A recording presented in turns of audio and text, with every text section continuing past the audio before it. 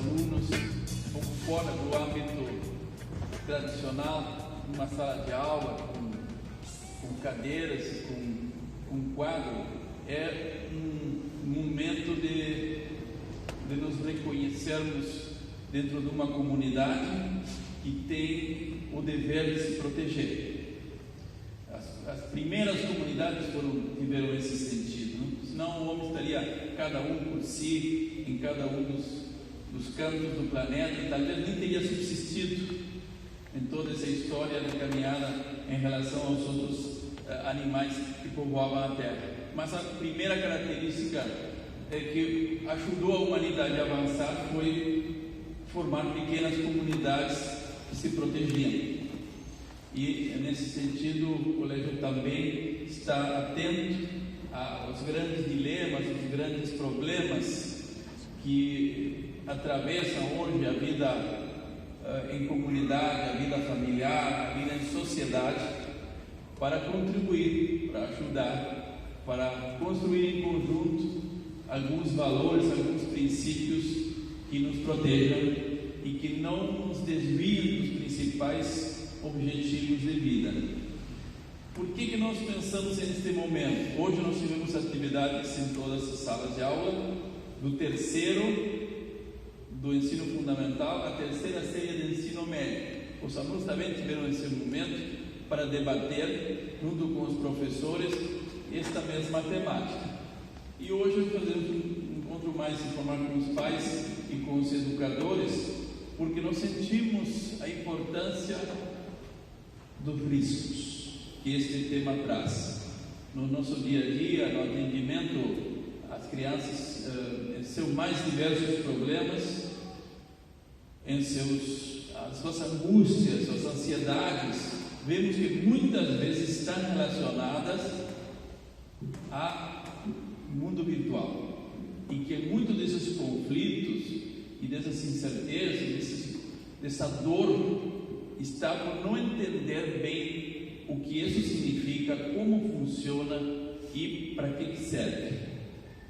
Isso já não é um caso isolado na vida escolar, são casos bastante comuns, e essa frequência com que os assuntos, os temas ligados ao uso de redes sociais e mídias vem perturbando a vida dos nossos jovens, nossas crianças, é o que nos leva agora a começar a dar uma relevância à discussão aberta, ao debate aberto, para que todo mundo consiga formar a sua opinião. Nós não queremos ditar doutrinas, mas queremos que todos tenham acesso à informação qualificada, que tenham diversidade de informações e pontos de vista para formar os próprios, e que esses pensamentos com a família, com os filhos em conjunto, sejam consistentes, porque aí realmente nós vamos estar nos vacinando dos grandes problemas, dos grandes desvios que o uso, o mau uso das mídias sociais. Eu trabalho no programa Papo de Response.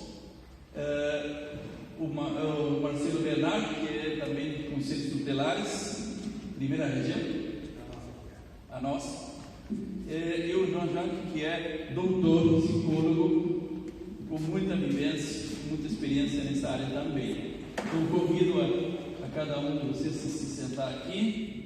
Bem, a nossa primeira pergunta, então, para Vinícius, seria a seguinte: qual é o limite da liberdade de expressão? E o que a legislação considera crime e responsabilidade criminal?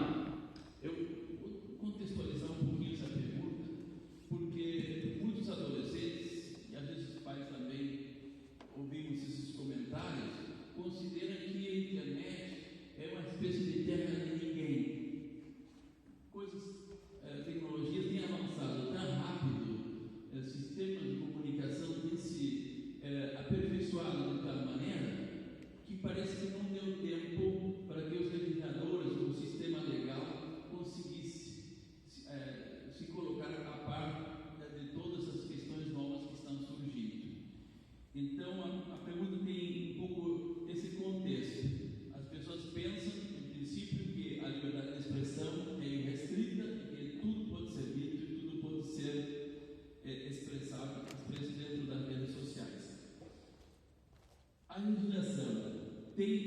disposto atualmente por o que está acontecendo no nível da sociedade como um todo? E no caso específico da nossa pergunta, liberdade de expressão, um direito constitucional, um direito fundamental do nosso artigo 5º, liberdade de expressão, ela é irrestrita? Com certeza não, ela não é irrestrita. Já não seria irrestrita no nosso dia a dia, não falando nem do mundo da tecnologia, o mundo da internet, o mundo virtual. Liberdade de expressão, vedado o anonimato. Quando alguém usa a rede social, principalmente as mais conhecidas como o WhatsApp e o Facebook, eles têm os grupos das turmas. Isso a gente fala reiteradamente nas escolas porque, por incrível que pareça, o programa do Papo de Responsa, ele começou para prevenir principalmente as drogas. E hoje as demandas das escolas, tanto as particulares quanto as públicas, e a gente faz toda Porto Alegre, Grande Porto Alegre, a maior temática é o bullying e o cyberbullying. Principalmente até o cyberbullying. Por que o cyberbullying? Porque é essa ofensa reiterada que eles cometem nos grupos de WhatsApp, no Facebook, e aí começa eles achando que estão se escondendo ali. Eu estou ofendendo fulano, está só no nosso grupo, mas não é assim. Quando a gente ofende o outro, nós temos tipificações penais no Código Penal. São crimes contra a honra. Pode estar acontecendo uma calúnia, que é imputar alguém um fato criminoso, a imputação de um fato criminoso que tu sabes que é falso a outra pessoa, e aí tu propagas isso através da própria mídia social. Podemos ter a difamação, que é, o que é difamar alguém? Difamar, alguém sabe o que é difamar? É tu imputar outro fato, só que não é criminoso, é um fato ofensivo à reputação, à fama, por isso difamação. Pode ser qualquer fato ofensivo à honra daquela pessoa. E a injúria é o mais comum de todos, porque a injúria acontece inclusive no nosso dia a dia de adultos. São os xingamentos, são as qualidades pejorativas. Então quando a gente fala para o coleguinha que ele é negro, gordo, magro, gay, enfim, qualquer coisa nesse gênero, está configurada a injúria. Se ela é dita ou se ela é através de uma rede social, não interessa para o direito penal isso. O que interessa é a ofensa ao bem jurídico, e foi ofendida a honra de alguma pessoa ali. Então, para a gente ter bastante dimensão do que está acontecendo, principalmente aos pais, tá? A escola, ela se refugia muitas vezes de programas de prevenção, tenta no que pode um auxílio com parceiros, conselho tutelar, psicólogos, a própria Polícia Civil nesse trabalho de prevenção. E aqui eu estou como um cidadão, claro que eu estou todo aparamentado, mas eu estou representando a minha instituição, mas a gente está aqui como cidadão, preocupado com o que vai ser a juventude ali na frente. E a preocupação é muito grande, porque não interessa a classe social. Quando a gente está lidando com mídia, com internet, com celular, pais até os 18 anos, eles são vulneráveis. Eles não são cidadãos como nós. Eles estão em processo de crescimento ainda. E o que a gente vê aí na rua é algo escandaloso.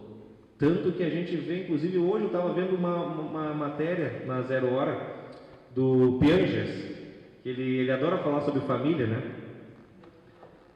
Exato.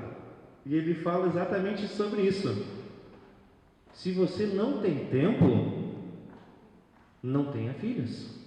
Porque filho é a maior responsabilidade que a gente pode ter. Se você não tem esse tempo para cuidar dele, para dar uma olhada quando ele for mais velho, com 12, 13 anos, não, o que está acontecendo aí no grupo do WhatsApp, na rede do Facebook, a gente tem que fazer esse monitoramento. Por quê? Não é simplesmente porque a responsabilidade de uma futura ofensa a um terceiro recaia sobre ti, que é responsável legal. Não é essa a minha preocupação. porque a Polícia Civil vai fazer o seu trabalho. Vamos ter que investigar a calúnia? Vamos investigar. Vou ter que recolher o celular, o computador, para ver qual é o IP daquele rastreador? Faremos. A minha preocupação aqui não é essa. A minha preocupação aqui é com essa criança, com esse jovem que vai ser ele no futuro. O que será dele? O que será dele sem atenção, sem a conversa? A escola tenta fazer o máximo que ela pode, mas em relação a essa liberdade de expressão do jovem, essa liberdade de expressão do jovem, se nós não temos aula absoluta, quanto mais eles. Hoje o mundo da internet te varre para fora. Vou te dar um exemplo, como a gente não tem controle algum sobre as redes sociais, e principalmente quando o teu celular ou o teu computador está conectado numa rede Wi-Fi. O meu cartão de crédito ele foi clonado. Uma semana depois, dentro da mesma residência, o cartão de crédito do meu pai foi clonado também. E claro que o maior crime virtual que acontece na delegacia, te dando um dado estatístico, é o estelionato, tá? É o estelionato. Mas em segundo lugar, são os crimes contra a honra. Essas injúrias, essas difamações, essas calúnias, e a maior parte são oriundas da onde? O que você acha?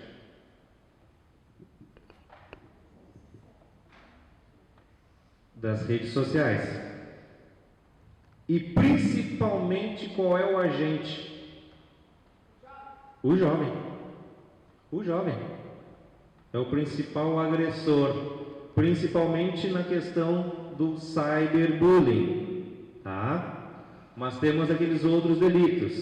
Se tu ameaçares alguém por rede social, também está configurado outro delito. Não deixa de ser uma ameaça. Eu vou te pegar na saída e não sei o que. E estão se prometendo. Antes era aqui na cara a cara, né? O bullying a gente fazia aqui, né? Antes, né? Ah, tu é assim, tu é assado. Agora não, hoje eles tentam se esconder atrás das redes. Mas são infantis, eles são ingênuos, como se a pessoa agredida não tirasse o famoso print de tela. Ela vai lá e ela faz parte daquele grupo também. Ela vai lá e tem. Aí bate lá na Delegacia de Repressão aos Crimes Informáticos, lá no DEIC. Aí o DEIC tem que fazer o quê? Apurar o fato. E aí famílias, às vezes, que eram amigas, os filhos transformaram em inimizade aquela relação. Por isso que é tão importante esse papel que a escola está tendo aqui e vocês. Eu gostaria que essa capela, é capela que chama? Estivesse cheia. Que todos estivessem aqui participando, porque esse aqui é o assunto do momento. Esse aqui é o assunto do momento. O fake news não é o assunto do momento? E o que o fake news é? O fake news, ou ela é uma difamação, porque está imputando um fato ofensivo à reputação da pessoa, ou uma calúnia. Está imputando um fato criminoso que é falso àquela pessoa. E a gente viu isso tanto nas campanhas eleitorais agora, né? PT versus Bolsonaro, agora isso foi o ápice. Crime, tudo isso é criminoso, gente. Claro que como a pena é muito pequena, o que acaba acontecendo? O juiz te chama lá. E claro que o pai não vai ser responsabilizado penalmente, porque quem fez o ato foi o filho. Ninguém vai para a cadeia por causa disso. Mas vai ser responsabilizado civilmente? Vai. Civilmente vai ser responsabilizado, porque aquela família vai ter um direito de indenização. A sua honra, a sua moral, a sua imagem. Já conheceste a expressão Deep Web? Deep Web. Deep é profundo, tá? Web, rede, né? É a internet das profundezas. Não cheira bem esse nome, né? Não nos cheira nada bem esse nome. É onde as pessoas compram armas, drogas, produtos oriundos do crime, sites de pedofilia e por aí vai. Tá bem? Por aí vai. No teu computador tu consegue algumas ferramentas para bloqueio? Consegue. Consegue um bom antivírus para que mensagens não cheguem, ou um firewall que já vem no computador. Tu consegue algumas ferramentas? Sim, consegue. Mas o mais importante de tudo é monitorar, conversar. A conversa A conversa é que faz a diferença. Muito mais do que a imposição é a conversa. Tá, gente? Temos duas perguntas também, um pouco diferentes, cada uma com um tom diferente. Do ponto de vista da psicologia, existe o uso saudável das mídias sociais? Muito bem, essa é uma pergunta muito importante. E já entrando no colega, né, 75%, segundo as pesquisas da Universidade de Bonn, que é colocado nessa maquininha aqui, é falso. Então tem fotos de adultos falsos, foto de crianças falso, foto de adolescente falso, nomes falsos, tá? Palavras falsas. 75% de tudo que é colocado dentro do celular é falso. Isso significa então que as pessoas que entram numa mídia social já vão entrar com um estado de espírito. E qual é o estado de espírito? Fazer o bem? Não. As pessoas já entram dentro desse mundo aqui com um estado de espírito da maldade. Já de fazer algo e explorar esse algo que é, como foi colocado, o mundo perigoso, do submundo das mídias sociais. Para vocês terem uma ideia, eu tenho 1 bilhão de neurônios. Em outras palavras, cada neurônio tem 1 milhão de possibilidades de pensamentos, sentimentos, emoções. Então é uma coisa infinita. É saudável, mas não tem dúvida que isso aqui hoje veio, só que isso aqui daqui 10 anos vai existir. E essa questão da vulnerabilidade emocional que eu queria sublinhar aqui. Tá? Nós vivemos hoje uma realidade de quase 70% das famílias são de famílias de pais separados. 69% para ser mais preciso com os dados do IBGE. Isso significa que uma família uma mãe que educa seu filho, um pai que educa seu filho são menos felizes, mas não tem nada a ver. É uma nova conjuntura, tá? É uma nova realidade de formação familiar. É uma realidade que nós vivemos hoje de quase 70% dos pais já com experiência de separação. Como é que está essa mãe? Como é que está esse pai? Como é que está esse filho? E essa é a minha preocupação como profissional, tanto como psicólogo quanto como médico. A saúde emocional. E vocês sabem que aquilo que não está bem em casa, as pessoas vão buscar fora. Vale para o adulto, vale para uma criança e vale para o adolescente. Vai buscar fora e vai buscar aqui. E aquilo que está sendo ofertado, aí que vem o perigo, vem às vezes o terror, vem o desespero. E aquilo que podia ser uma coisa maravilhosa, tá? Né? Você conversar no WhatsApp, no Facebook, no Instagram, você conversasse, coisas maravilhosas podem se tornar uma grande tragédia emocional. E aí, já na minha primeira intervenção, eu estava conversando com o Valdir, com o nosso diretor, e hoje já no início, eu tinha um paciente de 14 anos, foi meu paciente de 14 anos. E a mãe começou a ter dúvidas de onde é que aparecia o dinheiro dele, se ela não dava dinheiro nele. De onde é que aparecia muita grana. E aí, sem denúncia com polícia, sem denúncia nada, a mãe descobriu e o filho contou que ele desviava 1 centavo de cada conta bancária. Ele entrava na conta de todo mundo nos bancos, desviava 1 centavo. Como ele era criança, óbvio que tinha um adulto por trás. E esse adulto é que pegava o dinheiro, caía na conta dele e passava para esse menino de 14 anos. Entrou num mundo maravilhoso, né? Isso aqui é infinito, né? Isso aqui eu posso entrar na China, posso entrar nos Estados Unidos, posso entrar na Europa, nos Estados Unidos, onde eu quiser. Me leva onde eu quiser. Para o bem ou para o mal. Então esse menino, vamos dizer assim, não foi denunciado, a mãe buscou ajuda, foi meu paciente, certo? E a gente conseguiu para que ele pudesse usar toda a sua capacidade, toda a sua inteligência para o seu próprio desenvolvimento, o seu próprio bem. não para o mundo do crime.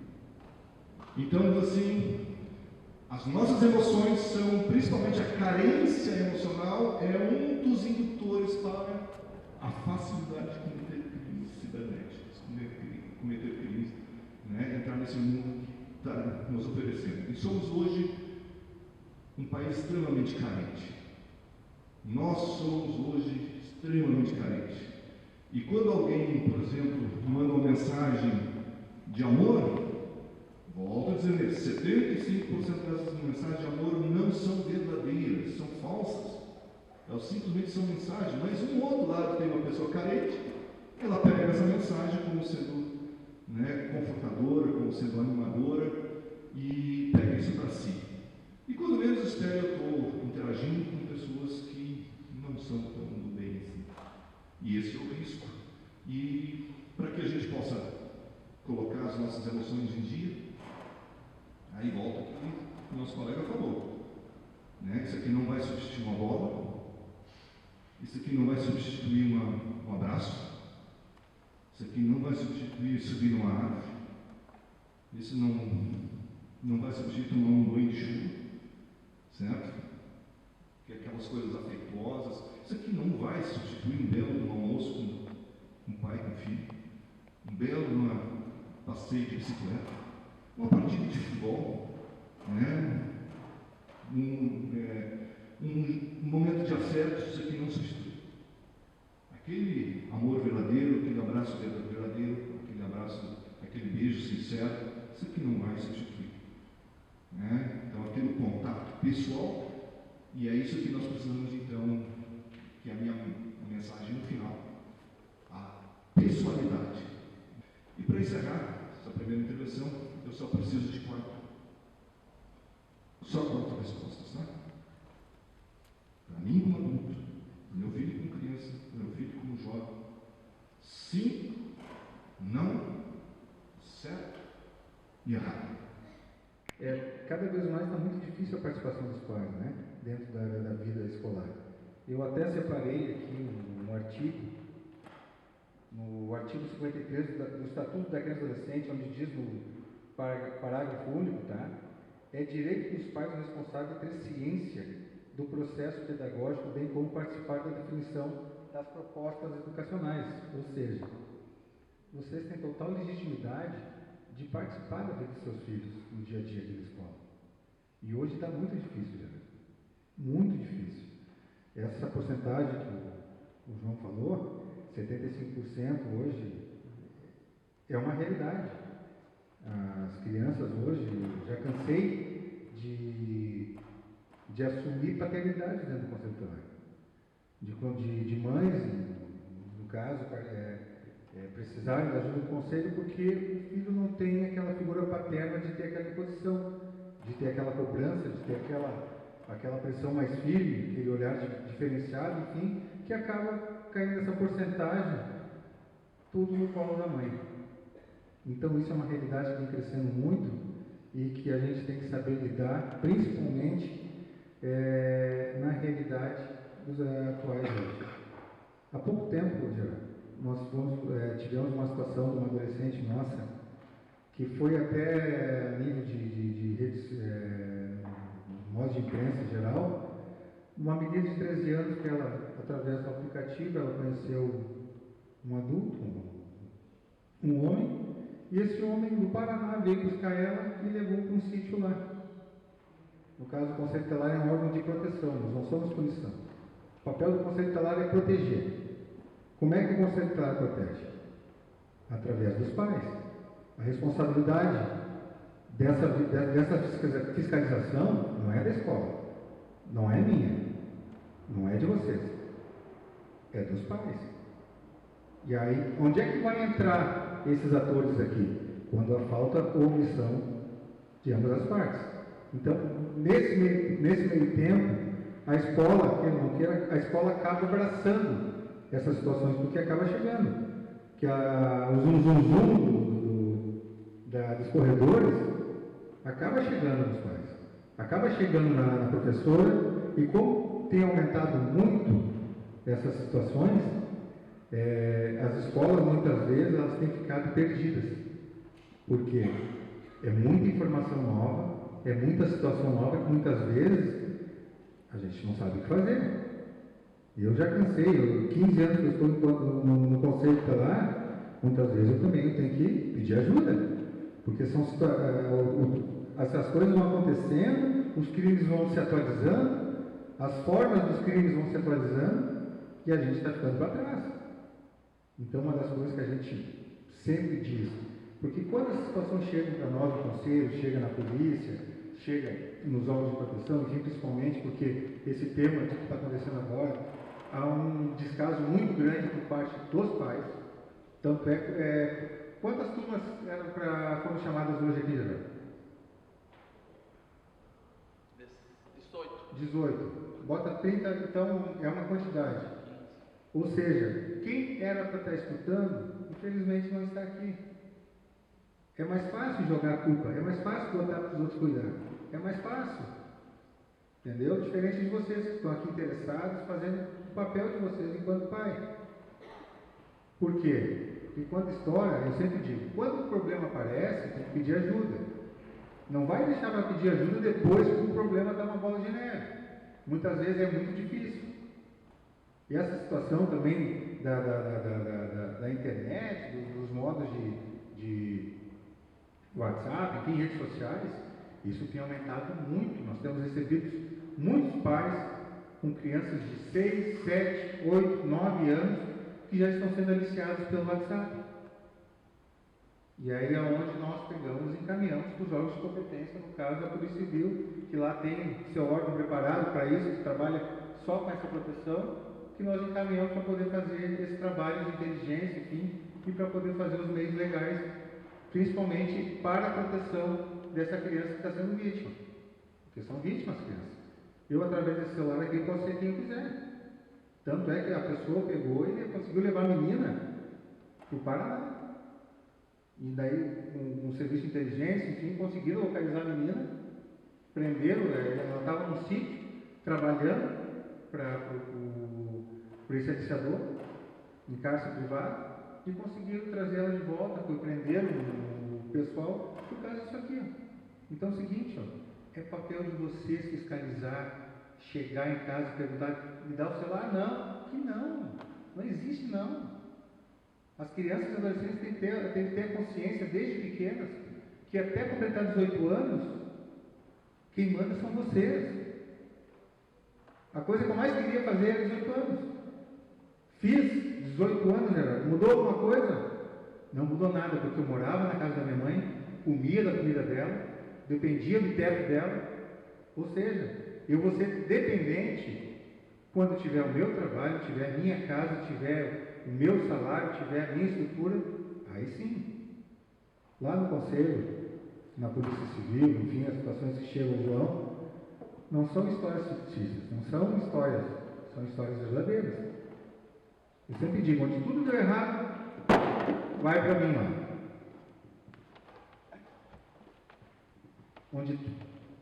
Onde tudo aconteceu que não era para ter acontecido, enfim, obrigado. Chega para nós lá. Eu sempre digo, o Conselho Tutelar seria o último órgão a ser procurado. Por quê? Porque era para estar tudo lindo, maravilhoso. Era para chegar na educação, era para estar sendo bem atendido, era para chegar na saúde, era para estar bem atendido, enfim. Só que, infelizmente, hoje, com a realidade, as coisas estão ao inverso. Procura o Conselho Tutelar porque já sabe que seus direitos são violados, porque as situações hoje em dia, o comprometimento dos pais é muito difícil, principalmente nas escolas. Eu ainda acredito que vai ter uma lei que vai obrigar os pais a ter uma participação dentro das escolas em reuniões. Porque hoje, para chamar pais para participar de alguma reunião, de alguma atividade, é muito difícil. Está aqui hoje. E aí, quando o pepino aperta, quando estoura algum problema, o que acontece? Aí vem correndo. Aí quer que a escola resolva. Só que a escola é responsável por ensinar, não por dar educação. A educação tem que vir de casa. E entra a questão, João, das culturas. As principais situações, nós dependemos 100% do olhar dos educadores, desses profissionais, para nós poder proteger muitas vezes uma criança e um adolescente. nenhuma criança nasce ruim. Nenhuma criança tem uma atitude agressiva, uma atitude depressiva dentro da escola porque ela quer. Não. Quando tem uma situação, nós já observamos muitas situações, principalmente de crianças que estão sendo abusadas, tanto na questão dos meios de comunicação, como por situações também por outros meios, através do olhar desses educadores, que também tem um papel fundamental, e eles podem até ser penalizados se eles omitirem essas informações que estiver acontecendo. Então, para vocês verem, o Conselho Tutelar ele não sai na rua buscando problema, ele não sai na rua, pegar o carro do Conselho hoje e vou catar problema, não. Nós dependemos 100% de quem? A rede de proteção. O que é essa rede de proteção? Vocês, escola, comunidade, sociedade como um todo. Então, nós trabalhamos 100% através de denúncias. Então, vamos poder passar diretamente às perguntas dos interessados, que eu acho que podem ajudar, né, a esclarecer dúvidas, eventualmente, de quem as tenha em relação a qualquer uma das três áreas. Quer ver isso? Quer saber, boa noite. Meu nome é Aline, sou uma agora no quarto ano C. Se existe uma idade recomendada, não sei se existe um padrão, né? A gente quer saber isso, para liberar o uso de redes sociais. Aquilo que eu falei antes, né? O bom senso é o mais importante, né? Se você, como mãe, usa o celular, se tu tivesse uma filha de 1 ano, ela tem curiosidade por aquele instrumento ali. Ela quer saber se aquilo é bom ou aquilo ali é bom. Quem é que vai dizer que aquele instrumento, o celular, né, que você está usando é algo bom? É você que vai dizer. Então, a idade de você introduzir o celular, não diria que não tem uma idade. Tem pais, por exemplo, já no celular colocam um monte de joguinhos, né, e a criança já começa a desenvolver sua motricidade, a sua inteligência, vai desenvolvendo sua capacidade, né? O mais importante é o que significa esse celular para ti, e você passar isso para a tua filha, certo? Né? O significado e a importância disso, tá? E tu levar para a tua filha o que é bom dentro do celular e também o que é ruim dentro do celular. E ela vai te perguntar, mãe, normalmente as crianças, elas perguntam para os pais, né? Elas têm curiosidade e elas, quanto menores forem, mais intimidade tem com o pai e com a mãe. Vocês sabem que quando a criança começa a conversar lá pelos 1 ano, né, e depois lá por 1 ano e meio, tem uma famosa idade que é maravilhosa, que os pais odeiam. Por incrível que pareça, os pais não gostam dessa fase, que é o famoso por quê. Por quê? Aí às vezes o filho pergunta 1, 2, 3, 10, 20, 200 vezes a mesma pergunta, e o pai e a mãe se irritam com isso. E o filho precisa desta afirmação, ela precisa dessa confirmação do significado. Ela não pode ter dúvida disso. Então não importa mais. Então a fase mais importante é esta fase do porquê. Quando você abre, tem um bom diálogo com sua filha, quando tem um bom diálogo com seu filho, está aberto o diálogo, e ela te perguntar. E se porventura entrar alguma coisa que o Vinícius colocou, por exemplo, alguém que elas vão entrar em contato, que sempre vai ter um coleguinha, sempre alguém vai fazer uma sacanagemzinha. Alguém vai botar uma palavra maldita, ou vai botar uma imagem indevida, tá? Ou um vídeo que não deveria, certo? E ela vai perguntar, mãe, o que é isso? E você ter então a tranquilidade, a maturidade, o equilíbrio de conversar sobre essas 4 coisas: sim, não, certo e errado. A fase mais importante da gente fazer a transição é a partir dos 9 anos, tá? Que é o período da entrada na adolescência, que a gente chama de explosão do intelecto. Aí os nossos filhos querem respostas lógicas. Eles querem respostas verdadeiras e odeiam discursos. Um jovem adolescente odeia discurso, odeia sermão. Então você tem que usar uma frase, duas frases para explicar o que é certo, o que é errado, o que é verdadeiro, o que não é verdadeiro. Então eu não diria assim, você pode tranquilamente uma criança com 6 meses colocar joguinhos e ela vê a galinha pintadinha. Não tem problema nenhum de ver a galinha pintadinha. Não é com 6 meses e ela já começar a interagir, depois lá passar o dedinho e assim por diante, começar a explorar. E é aquilo que nós falamos no início, então esse mundo ele é para ser explorado, mas explorado com a verdade, com o bem, não com o mal. Hoje se fala muito mais sobre a sexualidade com seus filhos do que falar sobre um dia quando o pai e a mãe partirem. Como é que vai ser? Ou quando o vô e a avó partem, ou quando o cachorrinho ou o gatinho quando vão partir. Como é que é esse assunto, né? Como é que são as perdas e ganhos, né? Então, nós temos bastante tabus. E uma coisa que eu queria enfatizar também, a unidade, a uniformidade. Isso, a igreja procura às vezes buscar muito essa uniformidade, parece que todo mundo deve pensar a mesma coisa, tem que agir igualzinho. E isso nesse mundo que a educação que eu recebi do meu pai e da minha mãe já é diferente do pai e da mãe de vocês. 2 colonos, mas 2 colonos que sentavam contigo e olha, isso aqui, filho, você foi mal, tá? Mas sem porrada, sem agressão, sem... Né? Certo? Mas meu pai, olha, você foi mal. Certo? E dava a oportunidade, o que você propõe para refazer isso? Como é que você está pensando de resolver isso?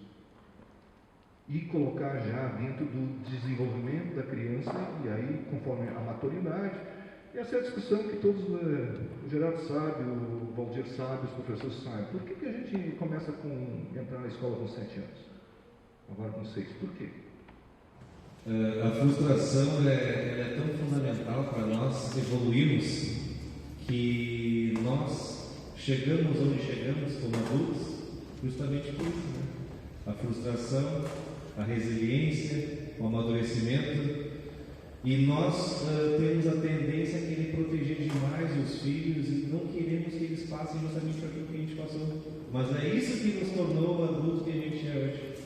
Toda essa frustração, essa caminhada que a gente teve. Em relação à polícia, temos diversas frustrações.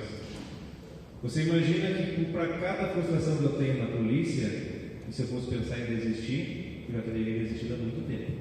E o mais importante desse momento aqui para mim, hoje, o mais importante é comunidade faz parte de uma sociedade. Várias comunidades integram uma sociedade.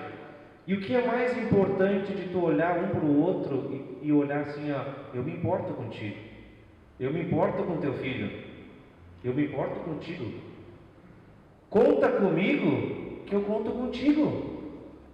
E aí juntos a gente vai crescer, a gente vai conseguir dar uma direção melhor para a nossa gurizada. Então, para mim, esse momento é ímpar justamente por isso, para a gente poder olhar um no olho do outro, poder falar, conta comigo. Se tu tiver dificuldade, aqui vai ter uma mão, aqui vai ter uma escola, um psicólogo, um conselheiro, um policial, tantas profissões, pessoas maravilhosas estão aí e querendo ajudar. Ninguém está ganhando nenhum real para estar aqui, não é verdade? E a gente está aqui querendo o melhor para todos vocês. Conta com a gente, assim como a gente vai contar com vocês. Tá bem? A todos os pais e alunos que nos acompanharam durante esta noite e dizer que estamos felizes por ter dado esse passo à frente, ajudando a todos a entender um pouco melhor os nossos deveres, as nossas obrigações e esse sentimento de comunidade de nos ajudarmos quando temos desafios importantes pela frente. Muito boa noite a todos, muito obrigado pela presença.